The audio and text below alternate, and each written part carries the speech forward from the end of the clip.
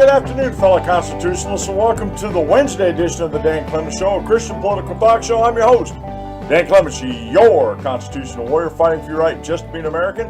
It is January 3rd in the year of our Lord 2018. Remember, we're hyphen free, PC free zone. God is still in control and He does love you. And I'm broadcasting live from the Hemlock Studios here in the frigid Central Susquehanna Valley in the Great Keystone State. Folks, this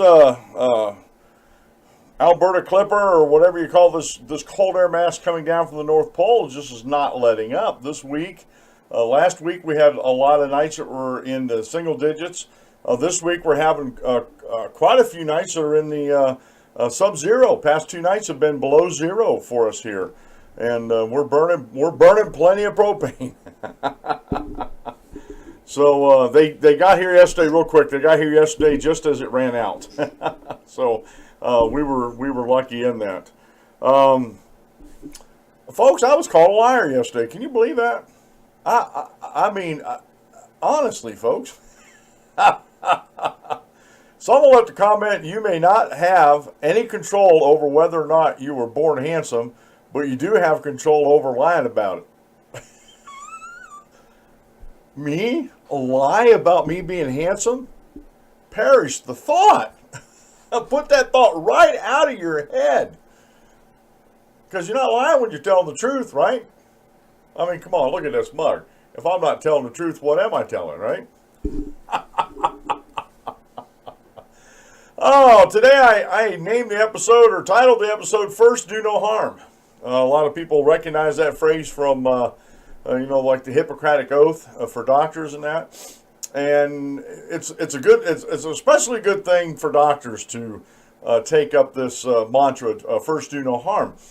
But if you really, really think about it, as we go through life, I think this would be a good mantra for each and every one of us to take up. Whenever we do any endeavor, whatever we set our minds to do, our hands to do, or whatever, I think the first thing we need to do is make sure that whatever we're doing, we're not harming other folks. And I think this is very, very important for us to understand. So the first do no harm can apply to a lot of things. Now, I have a lot of news that we're going to cover today. We have some medical news out of England, the UK. Surprise, surprise, it is failing. Socialized medicine is failing over there. And I feel the sorriest for the people, for the citizens, not for the ones that bought into the lie, but for the ones that are fighting against it and have to live underneath this lie. And this is, again, goes back to my theme of what I've been talking about for, well, almost the whole time I've been doing the show, but in particular the past few months, when it comes to quote unquote the innocent sounding net neutrality, which is anything but net neutrality if you really dig into it and care to dig into it. Now they're talking about wanting to take taxpayer dollars at the local level and create broadband ISPs so they can be public.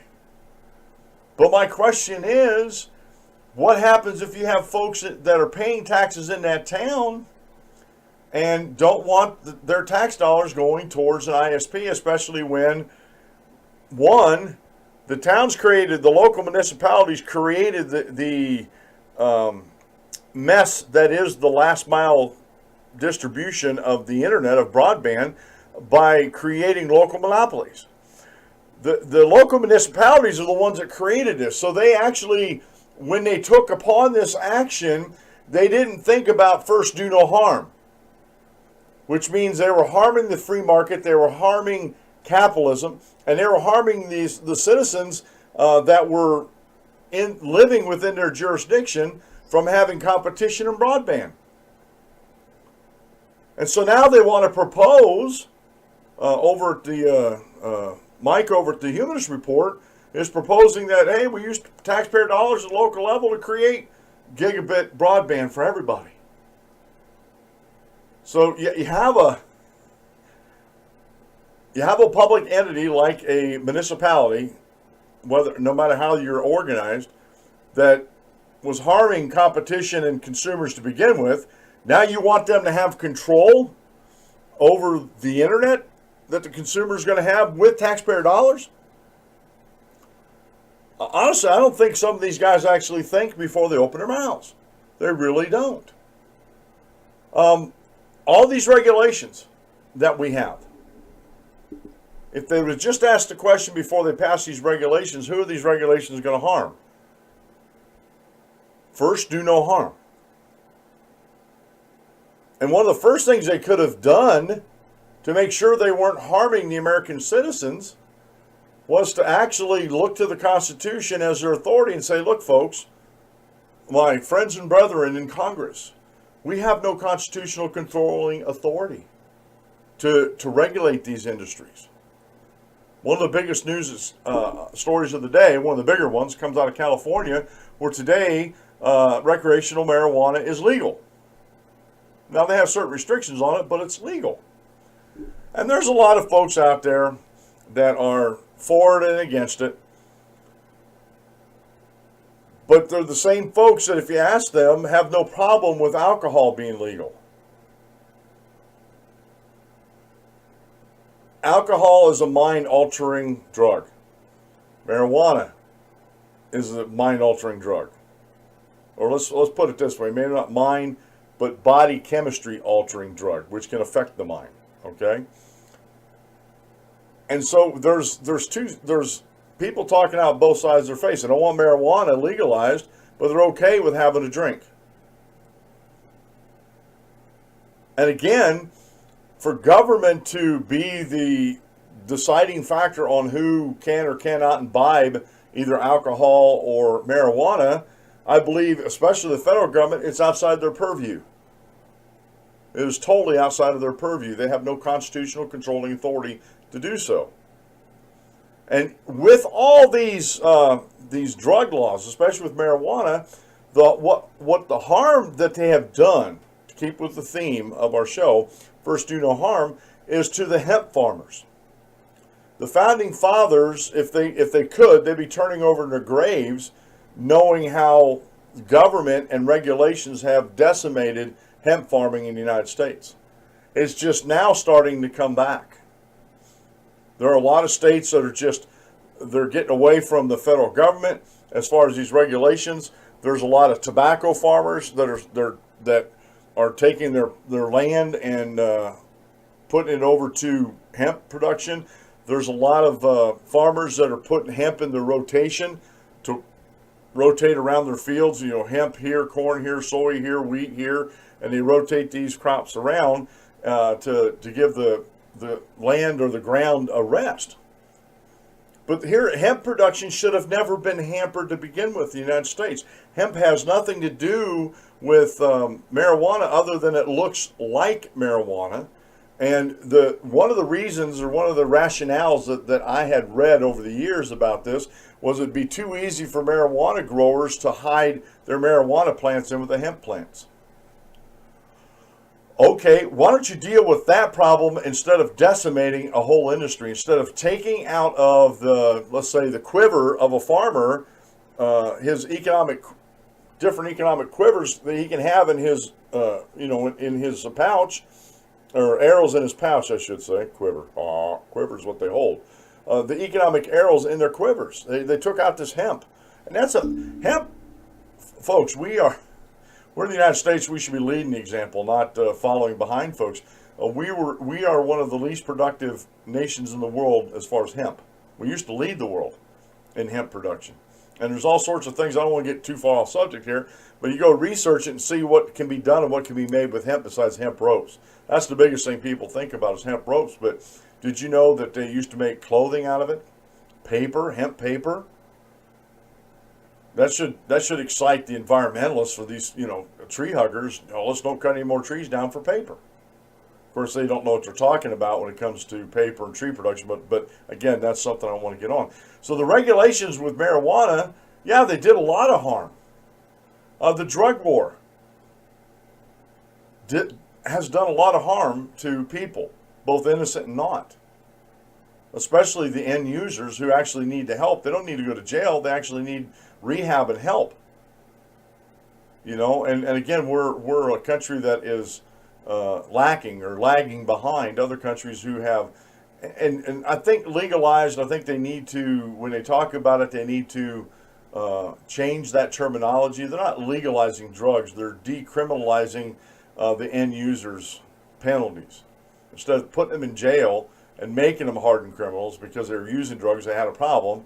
Get them rehab, which is cheaper, and in the long run will benefit them in society if they want to change. And that's a big if, but the option's there, you know, to decriminalize the penalties for the end user. Still go after the pushers and the drug cartels and stuff like that, but decriminalize the end user. So first, do no harm. The decision of Roe v. Wade.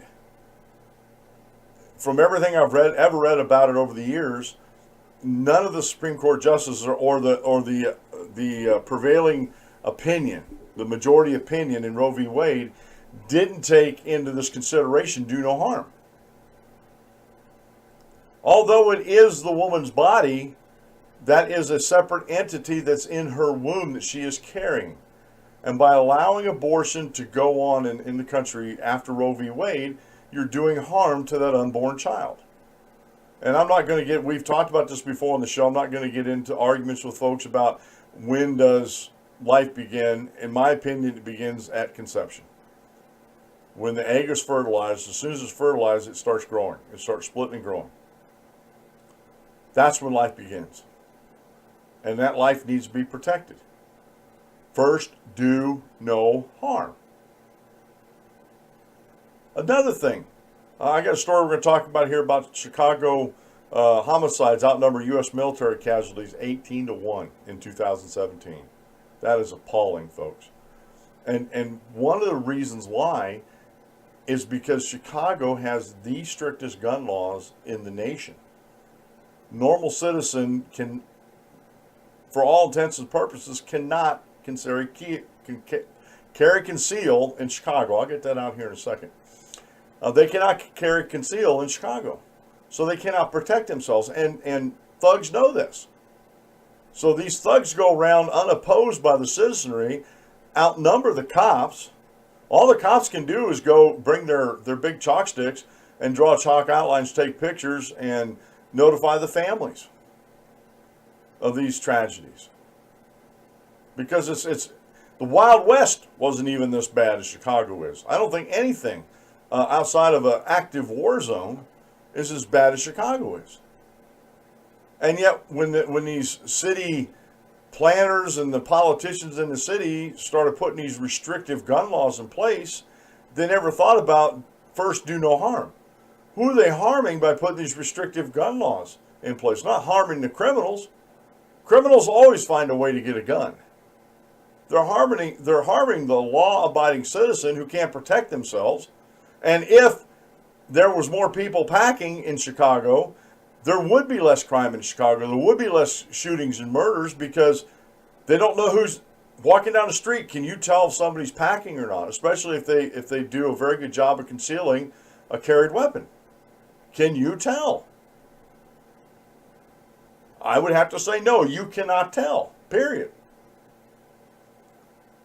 And if the Detroit police chief years ago is to be believed, when he interviewed a bunch of criminals, their number one worry was a citizen that was carrying. Especially Detroit, you're allowed to conceal carry.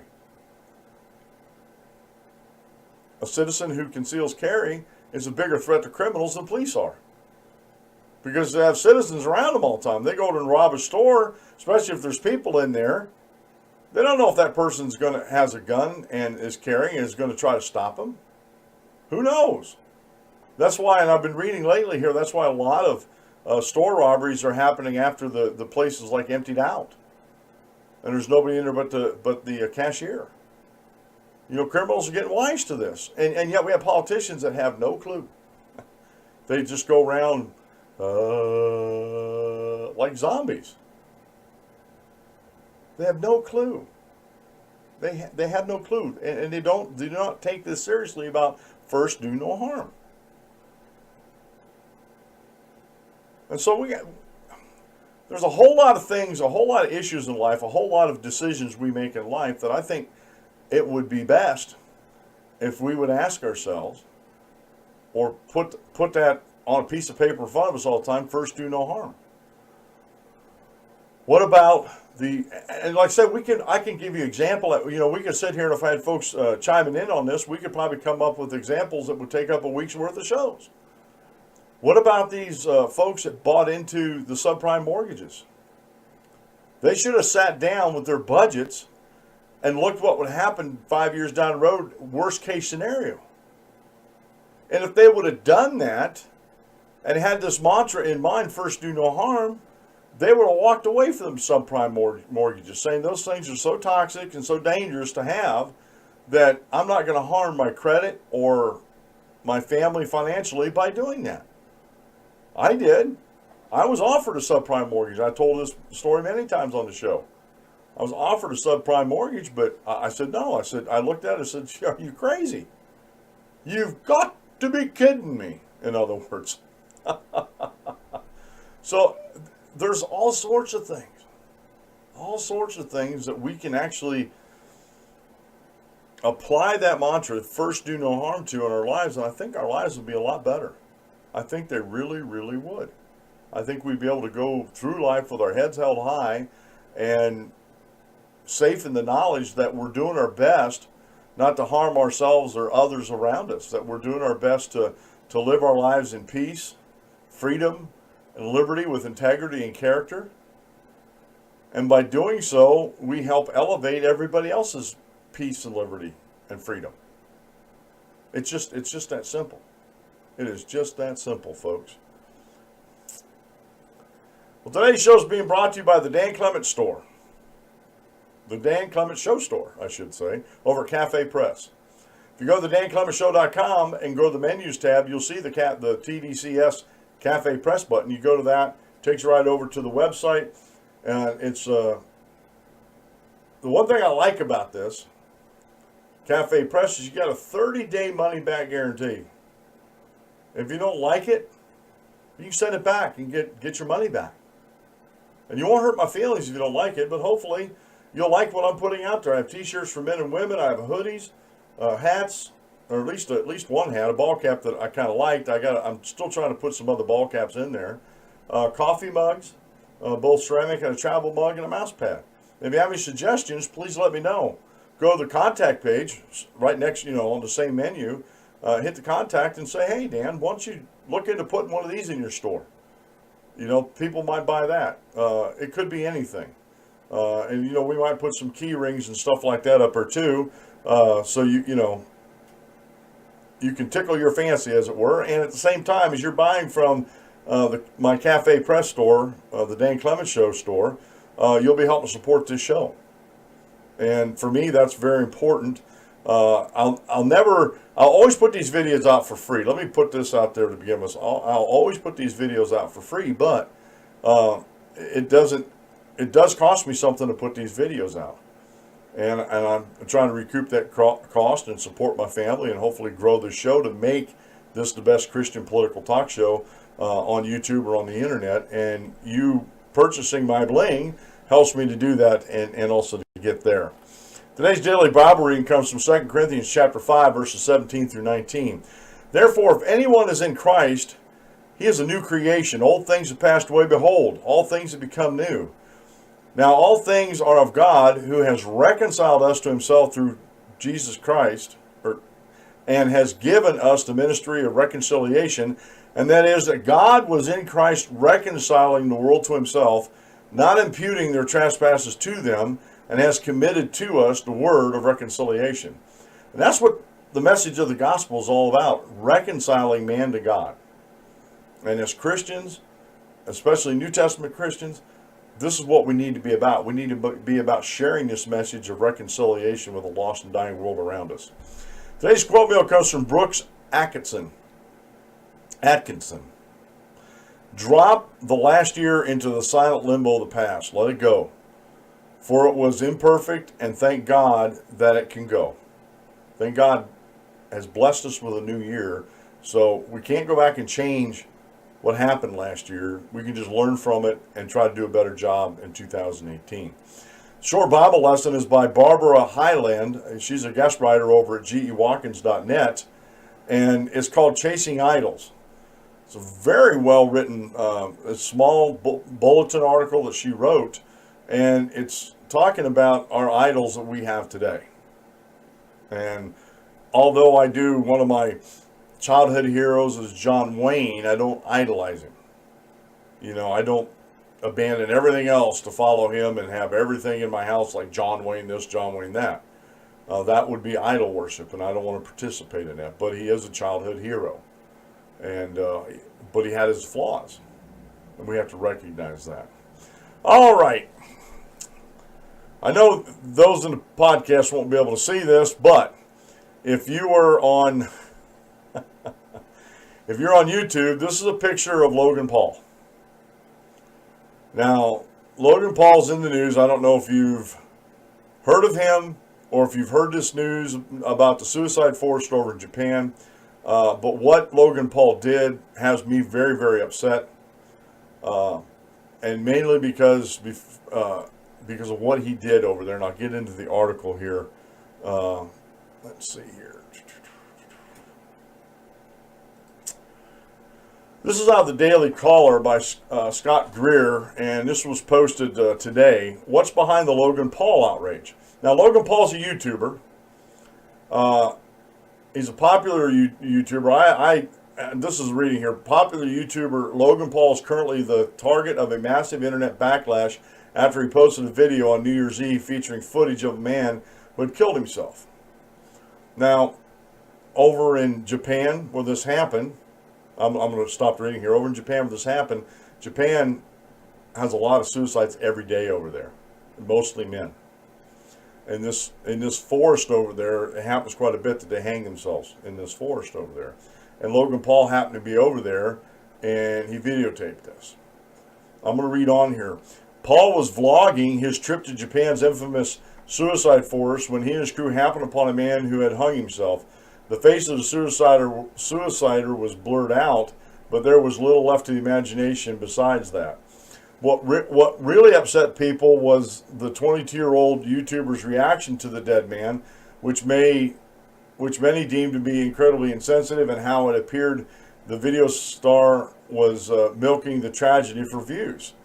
I'm so sorry about this, Logan. The term for his fan base, or Logang, excuse me, I misread that.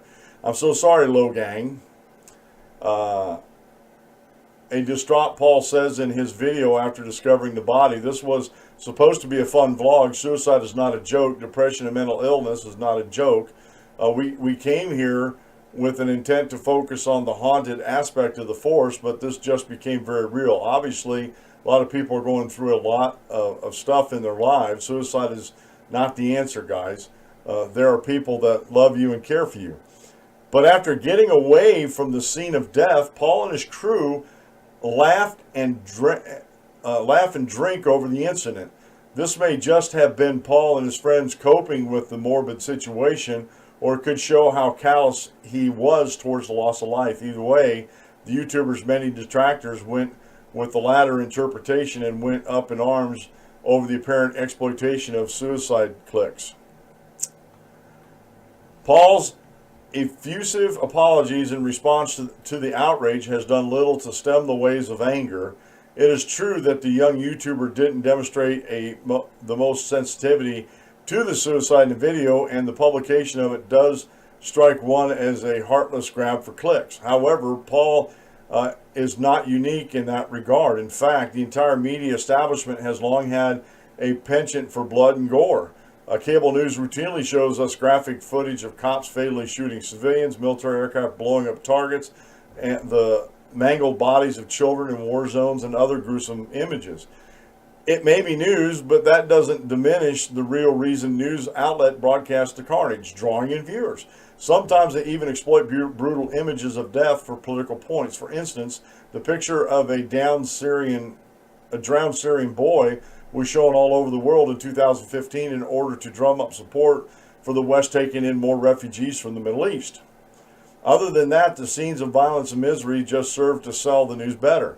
That doesn't necessarily absolve Paul's vlog, but it does put it into perspective. Furthermore, the YouTuber was certainly not trying to push a pro-suicide message to his young audience with his numerous warnings about taking one's life. So why is there so much outrage or anger at Paul over this video? It seems the best answer to the question is that Paul represents the danger of YouTube allowing personalities unvetted by the old media establishment to gain large audiences.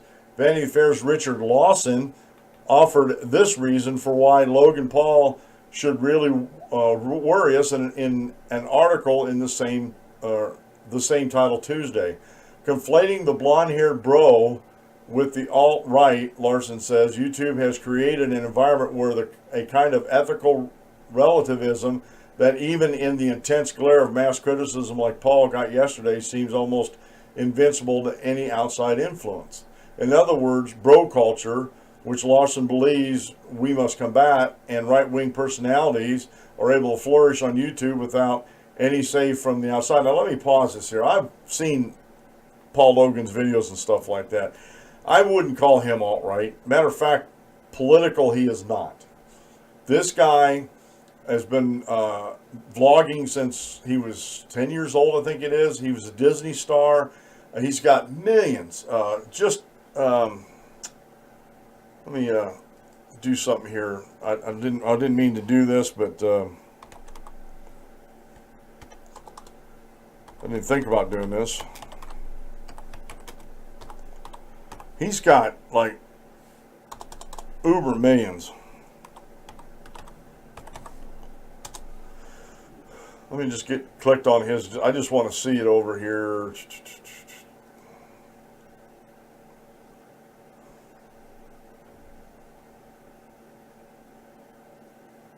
This guy has 4.3 million subscribers. 4.3 million subscribers. And when he puts out a video, within hours it has over 1 million views. And the guy's making money. The guy's a YouTube millionaire, okay? But I've seen enough of his videos. I don't watch them all, but I've seen enough of his videos that this guy does so much dumb and stupid. He is such an ignorant rube when it comes to dealing with people, his neighbors, anybody. He is so ignorant. It's just unreal. And the dumb and stupid that this guy does. And yes, it's all about him, and it's all about getting the clicks, and it's all about his subscribers. And frankly, it's all about him making money. His videos bear this out, folks. And I don't think it was coping when they started laughing about it and drinking after he captured the video of that poor man who killed himself. That's Logan Paul. He's not coping with anything. The guy is ignorant. The guy is totally ignorant. And he pretty much deserves everything he gets on here. Now, answering this Vanity Fair writer and these other folks that are talking about him, like what Larson says, and the Vanity Fair writer bemoans that there hasn't actually been much done to guide or frankly police YouTube by anyone who might have once had the power to do so. Again, these people do not understand the power of community. There have been YouTubers, Twitterers, bloggers, vloggers taken down by the same audience that made him famous. I'm not saying this is going to do this to Logan Paul, but this has the potential to do so. And these guys bemoaning it. Oh, there's nobody out there. This is like the Wild West out there. There's nobody out there to police YouTube. Yeah, there is. It's called the community. And YouTube, for the longest time, up until this past year, early 2017, was working fine as far as I was concerned. People were making money off it. YouTube never really made money off it. I don't understand that.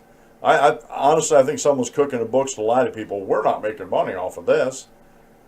How can they not make money when they're YouTube partners are making a killing. Okay, their partners aren't making a killing now because they put some restrictions on it. You have to reach certain levels, and then you can be taken down falsely by groups that maybe not like your political ideology. But there again, that's another story. That's another thing we can talk about.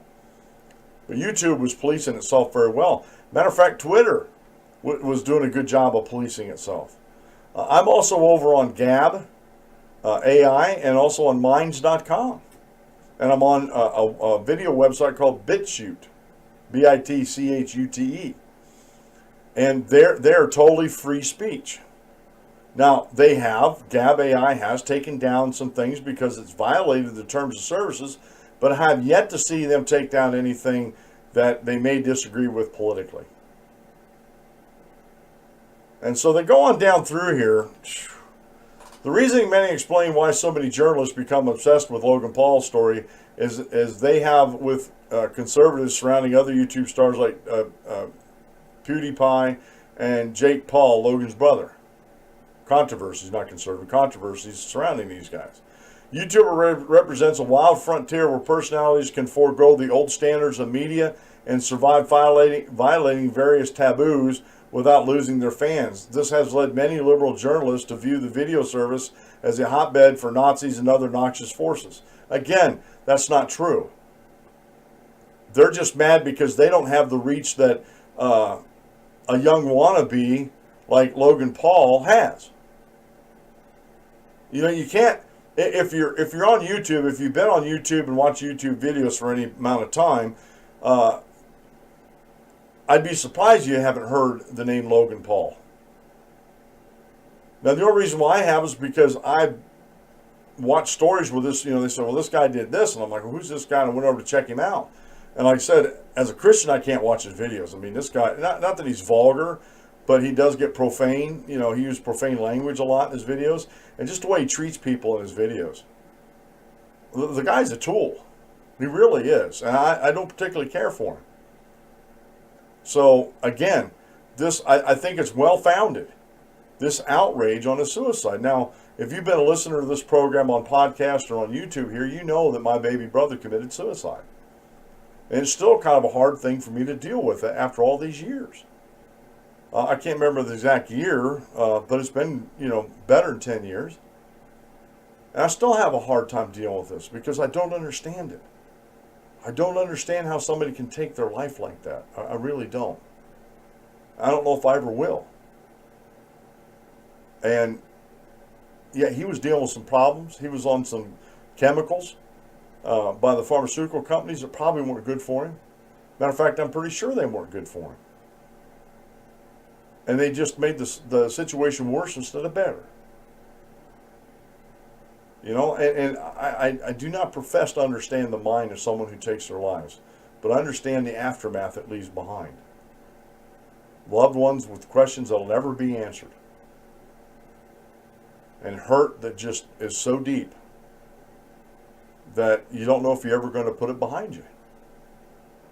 Because literally sometimes it feels like a personal betrayal that my brother took his life. And for Logan Paul, he should have never posted it. When they came upon the body, they should have just shut the cameras down, called the authorities, and maybe made a little side video saying, look, we're here at this forest. We found this person who had committed suicide, and we called the authorities, and please pray for the family. But he didn't do that. He videotaped it and shared it. Now he demonetized it. Well, I don't need the clicks, he says, but he got the clicks. I'm not even going to go over and look at to see how many clicks he's got on it, because I don't really care. But this is some of the stuff we have to deal with on YouTube. But the backlash against YouTube is so unfounded. It's totally ridiculous. These guys are just envious and jealous of some of these infamous YouTubers, and there's some genuine, authentic YouTube stars out there that are doing a good job, and they're putting a good product out for their customers and their fan base and everything like that. So, again, Logan Paul before he shot that video or shared that video, he should have asked the question, first do no harm. I'm not talking about harming himself. I'm talking about harming folks that have gone through this, that have gone through the hurt and the betrayal and the just the heartache of a loved one committing suicide. But Logan Paul doesn't think that way. Logan Paul is very selfish. Honestly, the guy needs a mentor, and I don't even know if a mentor would help him at this point in his life. He's really messed up. He really, really is. And my prayer goes out to him and his friends and family that maybe he finds some help and gets some things straightened out in his life.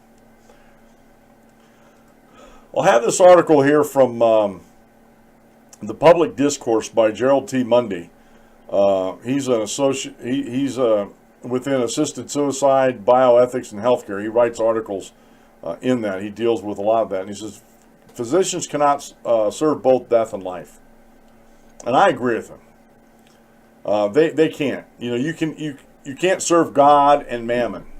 You got to serve one or the other. Physicians, doctors cannot serve death and life. And he goes on, I'll read the first couple paragraphs here, just to give you a flavor of the article, because it is kind of a long article.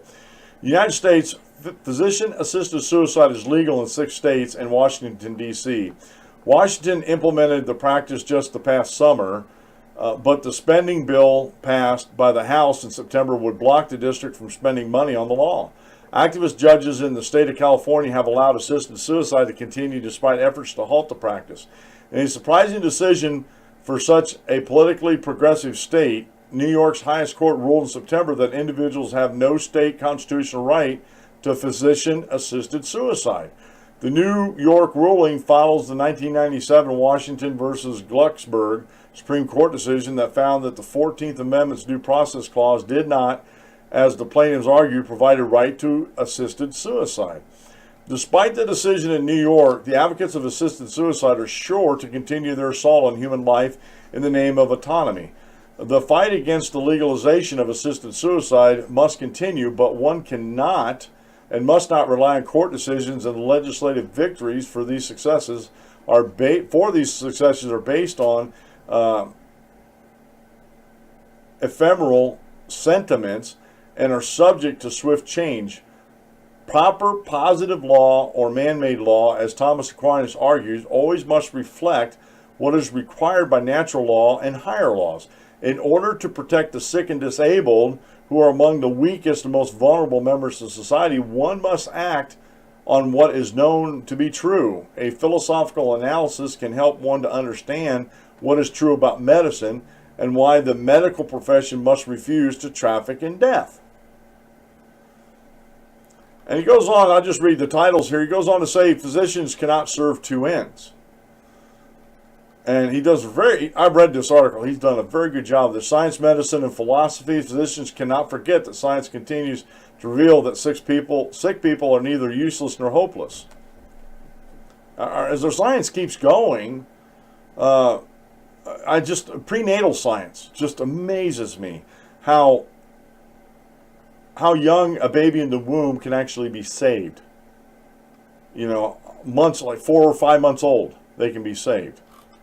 So,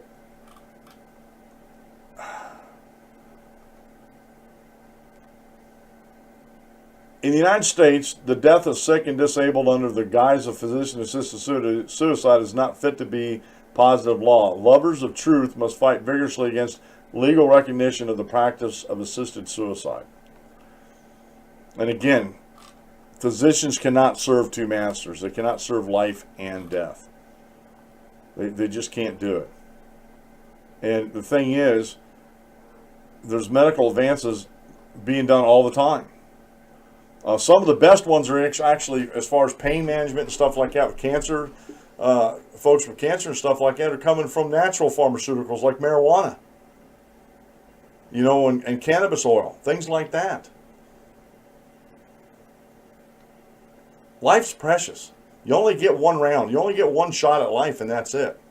And I understand. I have an inkling of what it means to live in pain 24/7. I was diagnosed with fibromyalgia, and I live with pain every day. And some days it's worse than others. And not that I ever want to give up, but I do have an inkling of the toll it takes on a person mentally and physically. But I love life so much that, quite honestly, what's the old saying? When I die, I want to be on a motorcycle and flop it on the side and slide into the grave, as it were. I want to live my life till the last minute. And I think that's a good positive attitude to have. And I think we need to fight. And this is a lot of times in suicide, folks, they just quit fighting. They're tired of fighting. And again, I have an inkling of understanding in that. I really, really do.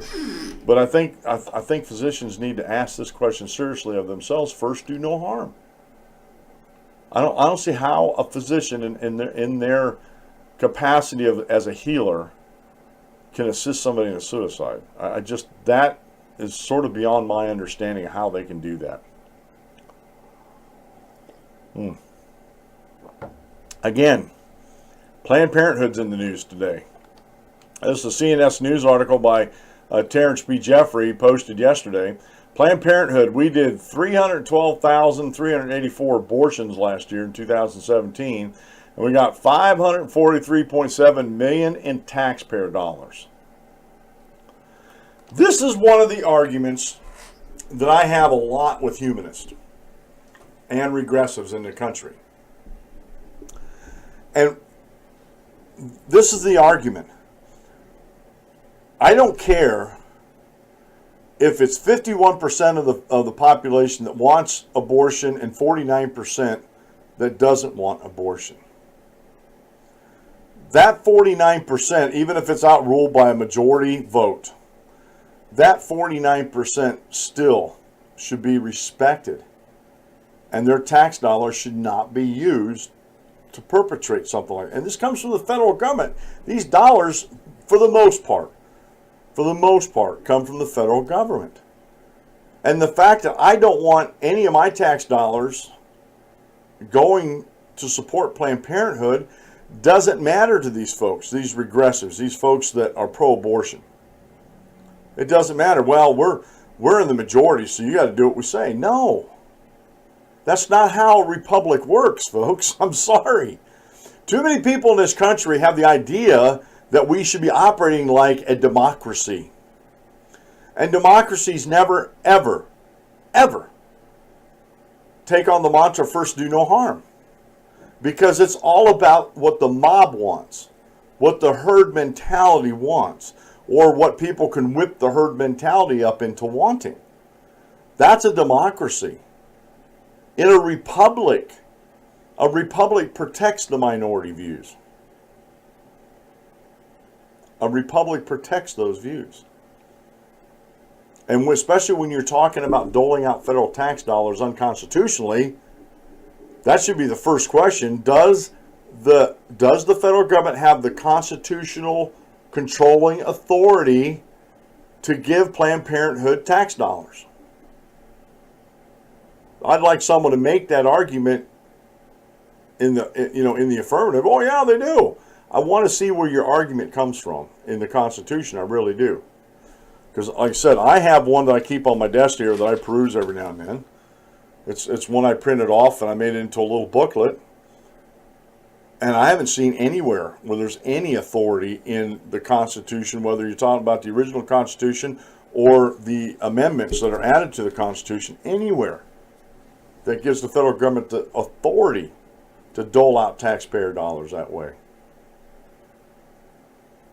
It doesn't. And even if it does, it needs to take into consideration those that look at abortion as an abomination, as the taking of a life, as murder, because you're ending a life. And they need to take that in consideration. And even, I'm sorry, folks, I know some people might not agree with this argument, and that's okay. But even if there's one person left in the United States that does not want abortion and does not want taxpayer dollars to go towards abortion, that person needs to be heard. And that person's opinion needs to be respected. And I think it needs to be reflected in the law. And just like I said earlier about the Humanist Report, we'll just have local municipalities use taxpayer dollars to set up public broadband. Well, you're using taxpayer dollars for something that was never intended to be used for. And again, the local municipalities created the problem to begin with. They can fix it real easy. They can take away the monopoly status of these cable companies and allow competition to come in. Instead of squandering taxpayer dollars that are very precious anyway, which if they're going to do something like that, they're probably going to have to raise taxes in the municipality to cover it. Just like Planned Parenthood. Given $43.7 million to Planned Parenthood could have been better used on a constitutional authority, a enumerated power, instead of an extra constitutional exercise, as in supporting Planned Parenthood. It just, these stories come out like this and it just make my blood boil. Because they're so cavalier in their snuffing out of life. They are. And I know this is not I know I'm going to say this is going to be very controversial with some folks out there, especially a lot of the feminists out there. Abortion is not a reproductive right. Yeah, you have power over your body, but as soon as you get pregnant, there's another body involved there, and you should first do no harm. But they never look at it that way. Pro-abortionists never ever look at that being a child in the womb. They want to put adjectives on that child. Well, can it survive outside the womb? Can it do all these other things outside the womb? And they want to try to explain it away. So stories like this, I'm glad they're coming out because we need to know these as citizens of the United States. But again, they make my blood boil because they're almost like bragging about it. This Cecilia Richards, what an evil woman she is. Honestly, to be in charge of Planned Parenthood, you have to have some evil intents. You really, really do. This I thought was very interesting. NHS doctor was appalled by our own care. We are appalled by our own care. This is by Jeremy Hunt over at Sky News. It's a British news service, posted today. London doctor tells Sky News what it's like to work in a overstretched NHS hospital, where he says medics are desperately trying to treat hundreds of patients with not enough space to do so. Working as a senior doctor in an A&E department this winter means one very simple thing: providing care to more people than we have the resources or capacity to treat. It does not require a brain surgeon to work out that we cannot look after you on a trolley in a corridor as well as we could in a specifically designed patient area. Corridors do not have the correct equipment, and they certainly don't come with the appropriately trained staff. But corridors are where patients are parked while they wait for beds in a hospital, and the emergency room continues to fill. The numbers will increase as the winter crisis deepens. The cuts to beds, fundings, and social care, as well as problems recruiting healthcare professionals to staff A&E, makes this inevitable. The only option is to make do and hope. Hope that in a few days some bed spaces in the hospital will become available to move you to. Hope that some patients will be able to get the care they need in a community so that they can be at home. Hope in a few months' time the pressure may ease a little so we can get patients the attention, the dignity, and care they need. Hope that government funding may start to match the resources we need to care for patients safely. Make no mistake, we are appalled by the level of care we can provide. Our attention, our decision making, our compassion, and our energy all have limits, and working constantly beyond capacity means mistakes can be made and the care we provide to our patients suffers. At the end of my shifts, at the end of each of my shifts is greeted with relief that it is over. My off duty is then spent worrying about whether my decisions were correct, whether I missed an infection, a heart attack, or a cancer. No doctor wants to work like this. No patient should have to experience it. There are more patients who are older, sicker, and more complex is completely predictable. A few million 70-year-olds were not suddenly born in 2015. When politicians tell you that demand is too high or that too many patients are presenting to emergency departments, doctors roll their eyes exasperated at the ministerial hogwash trotted out to excuse the fact that those in charge are failing the health care of this country. The crisis we are facing in our departments could have been prevented if the government had provided the appropriate resources and planned for it. Spoken like a true socialist, folks. It is incredibly frustrating for those of us who work on the front lines of the National Health Service. We cannot do more with less. We simply cannot. My patients are angry. I want to tell them that I am also, or so am I. So are all the healthcare workers. There is no health minister standing in our waiting room apologizing for the 7-hour wait. The corridors of Westminster are not stacked with trolleys of patients waiting for a bed.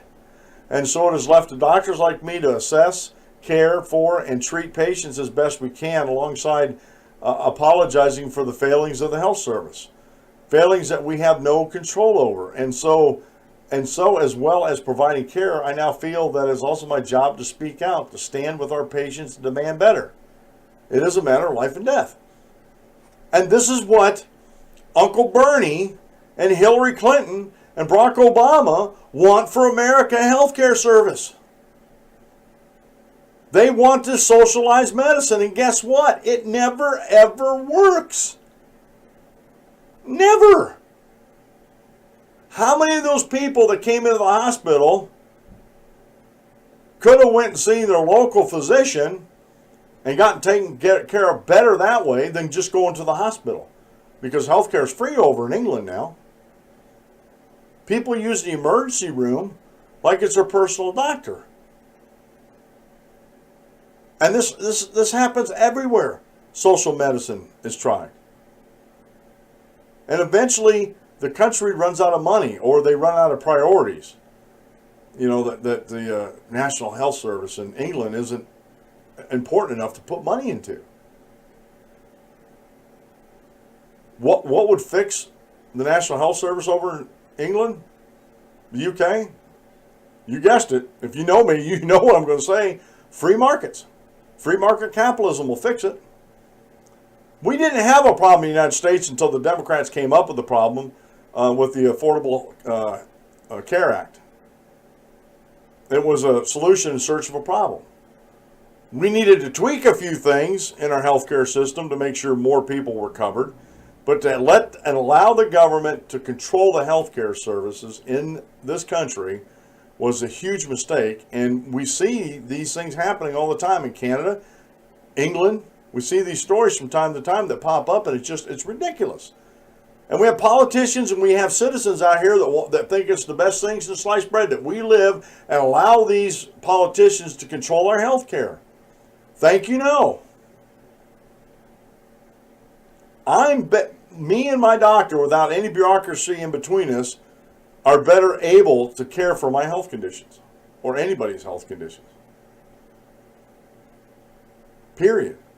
End of sentence. Move on. There's no other alternative for very good care. The government just cannot do it.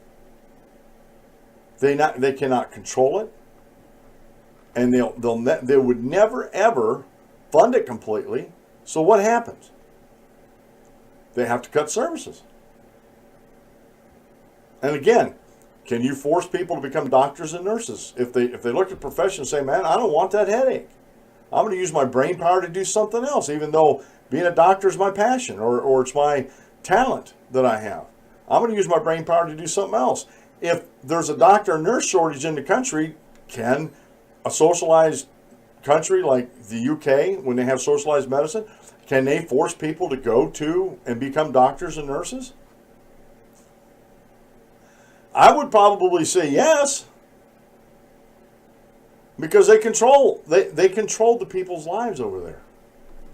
Make no mistake about it. The UK, even though they do have some free markets and stuff over there, there's a lot of their government that is fascistic in practice and in truth, and very socialistic in how they and their health service is no different. And hospitals. This is another one from Sky News. This was posted today. Hospitals told to cancel all non-urgent operations after a hectic festive period. This is by Paul Kelso, and he's a healthcare correspondent. Hospitals in England have been advised to cancel all non-urgent operations and inpatient treatments until at least the end of January, after A&E departments experienced extreme pressure over the Christmas and New Year period. With many hospitals treating large numbers of patients in corridors and with extended ambulance waits, NHS England National Emergency Pressure Panel has also lifted the ban on mixed sex wards. The measure has been recommended to try to free up staff to deal with an increased number of patients attending A&E with complex conditions, many of which require them to be admitted. There are also concerns about the increase in flu cases, particularly a severe Australian strain that has already been linked to deaths in Ireland. Cancer operations and non-critical procedures should go ahead as planned, said, or time-critical procedures, should go ahead as planned. The move comes after the hospital trusts across England reported huge pressure over the festive period, with one A&E consultant comparing conditions of the hospital to hospital in Stoke to the third world.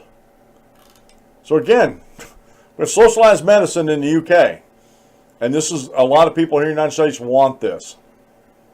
If you want it so bad, go over to the UK. They got it in spades over there. Go. Be my guest. But leave my healthcare system alone. I want free market healthcare system. Just like I want a free market internet system. Without the government constraints, without wasting taxpayer dollars on something that's supposed to be a commercial venture to begin with. So I guarantee you that not everybody wants cable that can have it, goes right past their house. My father-in-law doesn't want it. But he needs health care. He absolutely needs it. But if he lived over in the UK, would he get it? Would he get it? First, do no harm, folks. First, do no harm. This one really bugs me here. CNS News report by Michael W. Chapman posted yesterday. 2017 Chicago homicides outnumbered U.S. military casualties 18-1. There were 664 homicides in Chicago in 2017, and for comparison, 37 casualties in the U.S. military in the myriad operations around the globe. That according to data from the Chicago Tribune and from the Department of Defense press office. Chicago's death rates are for the period January 1st, 2017 to December 31st, 2017. The military deaths are from January 1st, 2017 to December 22nd, which is the latest update on casualties by the DoD posted so far. There may have been a few more military casualties in December. From the data available, it shows that Chicago suffered 17.9 times more homicides than U.S. military worldwide combat and non-combat related deaths last year. Unbelievable. For Chicago, 664 homicides, murders by shooting or other means, not including suicides, averaged to 1.8% or 1.8 homicides every day of the year. For the U.S. military, some of the deaths were combat related and some were non-combat related. For instance, the first death on January 7, 2017 was a non-combat related incident. Specialist Isaiah L. Booker of Cabolo, Texas, who was supporting Operation Inherent Resolve, died in an incident which is under investigation. And again, it just goes on and on. And just these laws in the city of Chicago that restrict private gun ownership by law-abiding citizens is what's driving this. There are not enough police in any city in the United States to make sure that there's no crimes that are being committed. But there are law-abiding citizens. I'm not saying they're police, but there's law-abiding citizens out there if they were carrying a sidearm, a concealed carry. That's a deterrent. That is absolutely a deterrent. And there's other cities in the country that proves that. There's other states that prove that carrying citizens that are lawfully allowed to carry, like Texas, is actually driving down the crime rate. Not only homicide rate, but crime rate in general has gone down in Texas. You can't say that about these cities that restrict gun control, or that restrict guns by, and use gun control, and say, oh, we can make the city safer, just get rid of the guns. Well, we could actually make the cities safer if we just get rid of the criminals. So why don't we just go out and round up all the criminals, violate all their constitutional rights, and just lock them up? Because that's what you're doing with gun control. That's what these regressives out there are doing with gun control. They're essentially taking the law-abiding citizens of the United States of America and saying, no, you can't protect yourselves, and violating the Constitution when they do it. Because that Second Amendment isn't only for the federal government. That Second Amendment is for everybody. The right to keep and bear arms shall not be infringed. Just like the freedom of speech in the First Amendment. That's our right. That's for everybody. And that also includes the fellow citizens. My fellow citizen cannot infringe on my right to keep and bear arms, just as my fellow citizen cannot infringe on my right to freedom of speech. Period. It's a fundamental right I have, and I think a lot of people don't think about it that way. They just think in terms of people in the government. They don't think about citizen and citizen, how the actions of some citizens or one citizen can affect the freedoms and liberties of another citizen. Perfect example. The riots out in Berkeley last year, when Milo Yiannopoulos was going to come there. He was invited. He was invited to Berkeley by a group. He was lawfully allowed to be there at Berkeley. And a group came in, Antifa, and shut the place down. They disenfranchised his right of freedom of speech. It happens all the time. And Chicago's a perfect example of what happens when the government is totally out of control and has the citizens, their own citizens, walking around in fear for their lives because they can't protect themselves. So, way to go, Chicago. 664 homicides. All right. And real quick here, not all those homicides are by gun, but they're homicides nonetheless. They're homicides nonetheless. And how many of those might have been prevented if a law-abiding citizen had a sidearm and at least brandished it? Didn't have to fire at anybody, but at least pulled it out and showed the person that I have this and I'm serious about using it. How many rapes could be stopped? We don't know. Therefore, we need to err on the side of caution and first do no harm and allow law-abiding citizens to keep and bear arms and to carry them concealed. I don't care if it's concealed or open on the hip. But concealed carry, I believe, is the best way to go, because then you don't become a target of somebody else. And you don't want to make a target of yourself. And that's a good argument for concealed carry over open carry. All right. A little long in this hour here. I got a couple more. I just want to skim over these real quick here. Trump plans to announce awards for most dishonest and corrupt media. The CNS News article by Susan Jones posted today. And when I saw this headline, folks, I was laughing my backside off. I really was. Because Trump has had a contentious relationship, a cantankerous relationship, almost a warlike relationship with the lamestream media in this country, even before he became president of the United States. And this is just, to me, this is just... After several years of slamming the media bias in his speeches and tweets, President Donald Trump is about to go a step further. I'll be announcing the most dishonest and corrupt media awards of the year on Monday at 5 o'clock. Subjects will cover dishonesty and bad reporting in various categories from fake news media. Stay tuned, Trump tweeted on Tuesday night.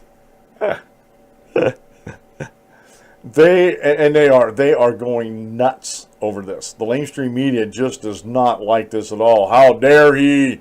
He's president of the United States. He can't do this. Yeah, but you're supposed to be the fourth estate. You're supposed to be honest in your reporting and not pick sides politically and tell the story faithfully and truthfully with the facts. And you don't. You make up so much that isn't so. So I thought this was... If you like a good chuckle, folks, which I hope you do, I don't care who you are, this is funny. This is funny. Trump plans to announce award for most dishonest, corrupt media. And I bet you, once he gets this out, Sarah Huckabee Sanders, she's going to be sharing this and getting a lot of questions about this, and I can't wait to see what her responses are. I think it's going to be comical in the least. Now, this article here is from the Spectator.org, American Spectator, by Alan C. Gielzo. Is Trump the De-Regulator in chief? This was posted yesterday. He was wrong. Was he wrong to compare his first year to Abraham Lincoln's? Abe Lincoln was a regulation cutter. Who would have known that? That line in a speech on December 8th by President Trump sent a number of pundits flocking to their history textbooks for fact-checking, especially after he followed it with a claim that based on the number, he had actually exceeded Lincoln's first-year total. That's pretty good for 10 months. What the pundits found was largely what they looked for. Blue State Daily's Matthew Sylvan smirked that Trump likes to conjure comparisons to Abraham Lincoln, but the truth is what you'd expect. Trump is a blowhard. Another reporter rang up former Democrat activist and chair of the Abraham Lincoln Bicentennial Commission, Harold Holzer, who obligingly contributed the response. If we hear a loud rumbling noise this Christmas season, it's Lincoln rolling over in his grave. On the other hand, sending pundits to the historical research is like sending short order cooks to do Julia Child. The results may be edible, but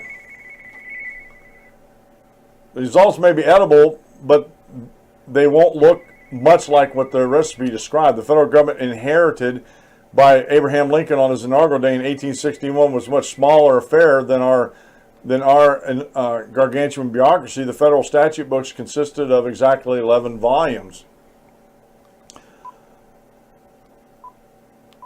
I got to turn this stringer down. I forgot to turn it off. Sorry, folks. While they teamed with regulatory provisions, directives to issue registers to coastal shipping, regulations for steamship passenger accommodations, for the better protection of female passengers, incorporation papers for a United States Agricultural Society, settling titles to certain lands set apart for the use of certain half-breed Kansas Indians. Each of them might amount to no more than 1,000 pages for a 6-year period. Moreover, there was exactly 15 formally designated executive agencies on the day Lincoln became president, compared to 513 in 2010. Wow, I wish we could go back. 15 formally designated executive agencies. I include the Patent Office, the Pension Office, the Lighthouse Board, the Bureau of Weights and Measure, and the Mexican Boundary Commission, and a few of them possessed regulatory authority of their own. Purely on the numbers, Mr. Trump might not have had to do much regulation slashing to outshine Lincoln, largely because Lincoln didn't have that much in the way of regulations to slash. In fact, almost to the contrary, at the outbreak of the Civil War, a month after his inauguration, pushed Lincoln into an unprecedented expansion of federal government to deal with the crisis. The civilian payroll of the federal government blossomed to 40,000 from 40,000 to 194,000. The federal budget leaped from a meager 77 million to 1.29 billion in 1864 to 1865, the fiscal year in which the war ended and in which Lincoln was assassinated. Still, one should never underestimate Lincoln's instincts when it came to government. His maxim in explaining the role of government was that the legitimate objective of government is to do for a community of people whatever they need to have done but cannot do at all, or cannot so well do for themselves in their separate individual capacities. Apart from that, in all that the people can individually do as well for themselves, government ought not to interfere. And once in office, his concentration on the task of winning the war made him notoriously impatient with what he called swampland matters in the Capitol. He took one of the most contentious regulations in the statute book by the ear in his inaugural address, insisted that the future of the fugitive slave law, which easily permitted free northern blacks to be kidnapped and sold into slavery, would have to be restrained by the constitutional requirement of due process. Lincoln's penchant for simplifying the swampland matters included issuing orders to ensure that Indian treaties were fully funded, reducing rules for the commendation and state of captured blockade runners, and mandating that the acceptance of volunteer regiments with the curt injunction, let there be no further question about it. He upbraided Quartermaster General Montgomery Meigs for refusing to buy 600 mules because they were of a size larger than the Army standard. And when General-in-Chief Winfield Scott refused to meet with Thaddeus Lowe, the inventor of the observation balloon, Lincoln sent him back to see Scott once more about his balloon, and evidently got the balloon deployed on the next campaign. He unhesitantly overrode regulations governing the appointment of Army chaplains and tossed aside regulations on commissioning officers, and instead appointing a colonel for a colonel regiment, and this regardless of whether he can tell the exact shade of Julius Caesar's hair. He encouraged inventors and entrepreneurs to send him plans for new weaponry outside the usual military channels. And in 1863, he personally test-fired Christopher Minor Spencer's a new breech-loading carbine. The result was a contract for Spencer and dismissal for the Army Regulations Bound Weapons Chief, James W. Ripley.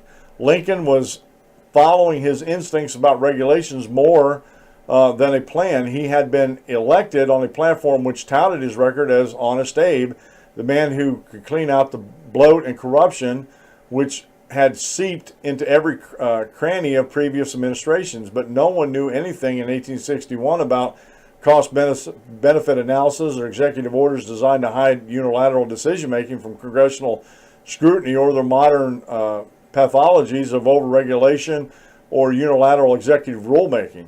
The worlds inhabited by Lincoln and Trump are very different ones, but their basic instincts when it comes to regulation are not as far removed as time might suggest. When President Trump wants to talk about turning away from government by regulation, we can certainly recognize at least a glimpse of the Lincolnian in it. And President Trump, I've shared a couple things in the past month or two about this. President Trump, while everybody else is fussing and fuming about everything else, has been slowly and silently going through and cutting regulations. And he was talking about, for every new regulation, he wanted to cut 2. And I read an article or watched the broadcast last week or the week before saying that he's actually on par with like 22 regulations he's cutting to every new one that they're enacting. So he is going about and deregulating the things that really need deregulating. The one deregulation is offshore drilling, which was an executive order that he's talking about getting rid of. The other one was another executive order that we haven't built a new processing plant, oil refinery, in 40 years now. He got rid of that executive order, and they're building a couple refineries down in Texas, and they're the first of many that we're going to start refining oil here in the United States again. And so, again, while the lamestream media is looking the other way, they're looking at this hand over here. They don't see this hand over here. They're not even looking at this hand over here. So, again, this is... I think Trump's running circles around him. Like I said, I didn't vote for him. I don't like some of the stuff he does. I've never liked all the stuff any president has done, even Ronald Reagan. But if there was no other choices, if there was no Constitution Party choice or anything like that on the ballot, it was just him and Hillary, he'd have had my vote if it was only him and Hillary. And thank God Hillary's not president right now. We would not be going through the economic resurgence we're going through. This country would be in a mess, and honestly, it'd be hard to recover from that mess if Hillary would have became president. Last one I want to throw in here on the show. It's by the Daily Caller, from the Daily Caller by Richard Pollock. He's a reporter over there. The Iranian government's decision to shut down social media apps in the wake of a countrywide protest is only the latest chapter in the Islamic regime's use of internet technologies to secretly monitor and repress dissidents.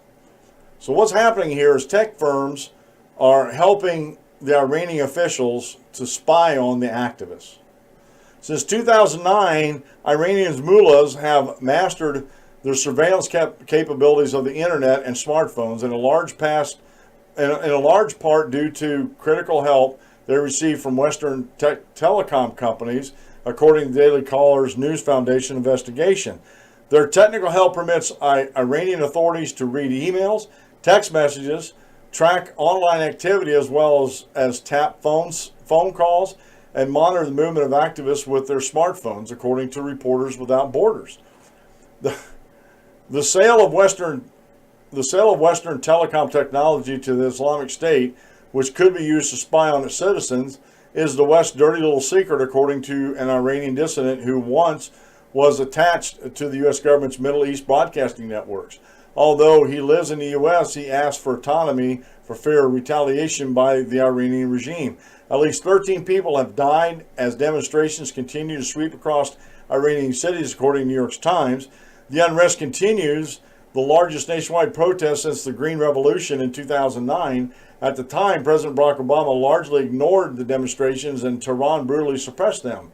The Islamic regime banned Twitter and Facebook for years, but on Sunday, Iranian authorities shut down Telegram and Instagram, two popular social media apps. The move is an attempt to limit communications between the protesters and to cut them off from the Western world. The Trump administration called on the regime Tuesday to unlock Instagram and its social media apps.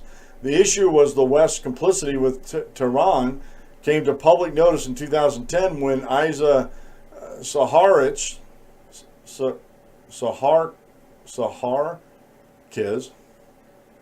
an imprisoned Iranian journalist, sued Helsinki-based Nokia Siemens Networks.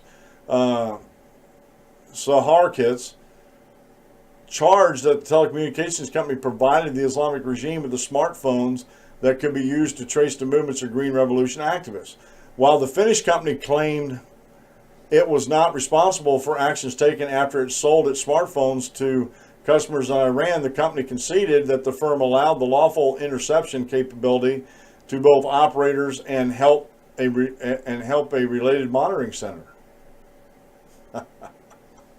My client is just one example of the hundreds of prisoners who have been arrested and tortured because the government found them with the NSN system, charged Ali Hershiki, a lawyer who then represented Saharkiz. I apologize for these names, folks. My question is why they decided to provide Iran with the monitoring functions when they knew that the government was abusing human rights and suppressing the opposition. He added the company ended its sales of phones to Iran in 2012 as a partnership between Japan's Nokia and Germany's Siemens. Siemens, the parent company located in Germany, also furnished a computer control system for Iran's nuclear weapons uranium enrichment sites.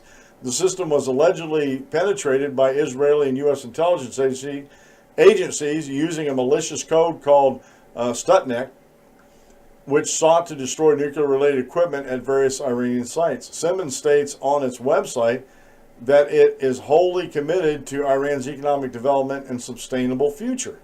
One of the largest Western telecom companies that continues to operate in Iran is Ericsson.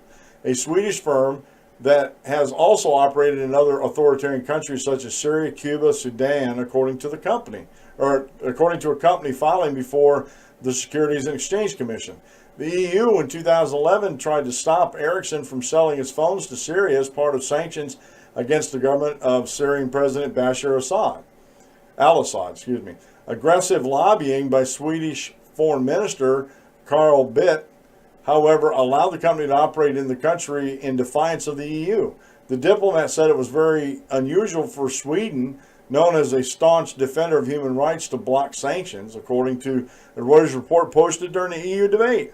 Former President Bill Clinton also reportedly intervened with the U.S. State Department when his wife was Secretary of State to permit Ericsson to continue selling its equipment to Iran despite official U.S. government sanctions.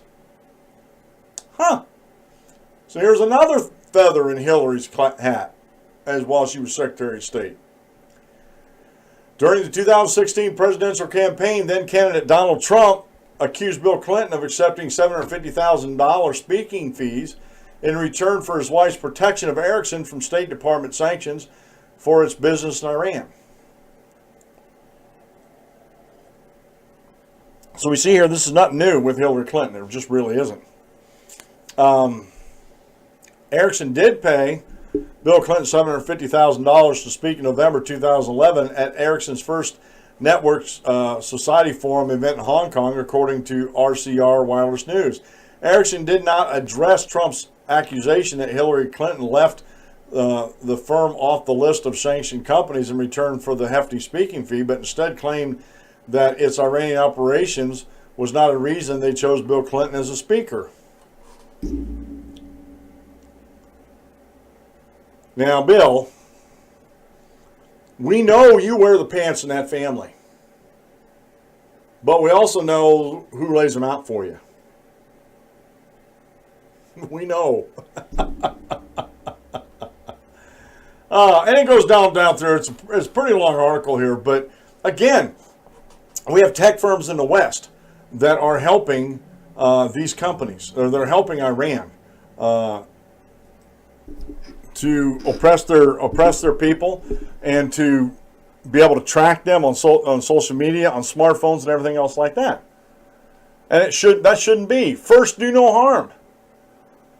Don't help authoritarian regimes hurt their citizens. First, do no harm. And quite honestly, I think these tech companies need to be taken to task for that. They really do. To me, these tech companies that are doing this are bad actors. They really are. Well, folks, there's the music. That's the end of the show. If you like the show, give me a thumbs up or thumbs down. If you're not subscribed, please subscribe to the show and hit the notification button. And if you have a mind to, if you like what you hear on the show, if you like my other videos I put out and other things that I do, I'm looking for patrons. I have a Patreon account set up. You can hit the links at the bottom of the notes here in the video, or go to the DanClementShow.com show notes page and hit the Patreon button on the menu. And I also have a PayPal account set up, and I'm looking for folks that will support me on a monthly basis, $1, $5, $10. I'm not asking for a lot, but a lot of people doing it will help me out greatly to support my family, further this show. And again, all the content's always going to be free for you and at no charge. It's been the Dan Clement Show. I'm your host, Dan Clement, your constitutional warrior. Remember, if you aim at nothing, you hit it every time. Have a great rest of the day, folks, and God bless. And we'll see you tomorrow at noon.